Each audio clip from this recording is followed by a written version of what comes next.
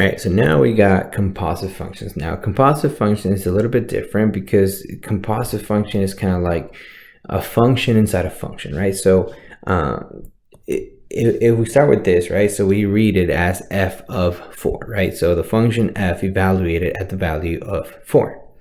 So when we have a composite function, we have f of g of x, right? So that's a whole mumbo jumbo, right? So we have function f, okay, and function f is being evaluated with function g, and function g is evaluated at x, right? So we have, or we say f of g of x, right? And it goes the other way, right? So whatever's first is going to be kind of like your outside function or your last function, right? So here we have g of, right? So function g is evaluated with function f, and function f is evaluated with function or with value x, right? So we have g of f of x.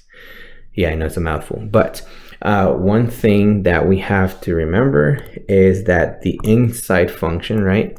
So it brings its domain, right? And we'll talk about that in a bit. But what we mean by it brings its domain is whatever the domain was for g of x, it kind of brings it with it. And once you put it inside your function f, you have to now satisfy both domains, right? So now you create a new equation. That new equation has to satisfy the domain that it came with plus whatever your new one's going to be.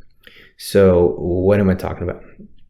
So here we have three things, right? So we're going to start off with this first one, right? So we have f of g of 2. So what does that mean? So that means that we're going to start with function f, and inside function g, we're going to put inside function f, we're going to put function g, and inside function g, we're going to put the value of 2.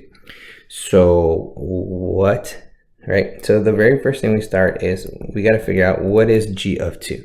Well, g of 2 is you simply go to function g and we plug in 2 for x, right? So, and that gives us an output of 5. So that means that your f of g of 2 now became f of 5 because your function g of 2 was equal to 5. And so now we got to figure out, okay, what is f of 5? Well, to figure out what f of 5 is, we simply go to function f, and wherever we see an x, we plug in 5. And so we have 5 squared, which is 25. 25 times 2 is 50. 50 minus 1 is 49.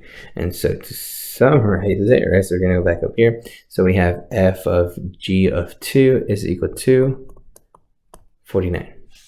So what about the other ones, right? So we'll start with this one. So we have f of g of x, right? So we have f of g of x. So what is that saying? We have function f evaluated with function g of x. So all that's saying is you're going to take your function g, which is x plus 3, and wherever we see an x inside function f, we replace it with whatever function g was, right? So what's that going to look like? So I'm going to start off by writing my function f, and wherever I see an x, I'm going to leave it blank.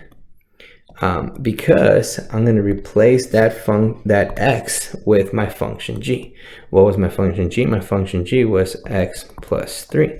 And then from there, we simplify and we get an equation, right? So x plus 3 squared is going to give me x squared plus 6x plus 9. And then we kind of just simplify from there, right? So that's 2x squared plus 12x plus 18 minus 1, and we end up with 2x squared plus 12x plus 17. So one more time, and this time we're going to go with g of f of x, right? So what is that saying? It's saying my outside function is function g, my inside function is function f. What does that mean? So that means that we're going to go and we're going to start off with function g, So wherever I see an x, I'm going to put parentheses around it and then finish my equation, right? So my function g is x plus 3. So instead of writing x, I'm going to put big parentheses because inside where I'm going to put x, I'm going to replace it with my function f, which in this case, my function f was 2x squared minus 1. And then from here, we simplify. So there's nothing to distribute, nothing to square, etc., etc. So we have 2x squared minus 1 plus 3. We simplify, that gives me 2x squared plus 2.